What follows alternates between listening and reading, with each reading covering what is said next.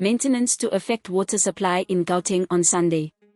Rand Water says Eskom will do maintenance work on the transformers that supply the Zuikerbosch Water Treatment Plant, resulting in a 7-hour supply disruption in all Gauteng metros. The maintenance is scheduled for Sunday, January 21st from 8 to 1500 hours. In a statement, Rand Water said during the maintenance, pumping capacity will be reduced at Eikenhof, Pomiet, and Mapleton systems.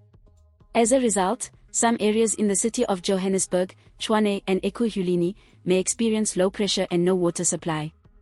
The utility said the maintenance might also impact supply to local municipalities in Gauteng such as Rand West, Mogale City, Marifong, Madibeng, Les Eddy, Govenbeki, Rustenburg, and Victor Connie.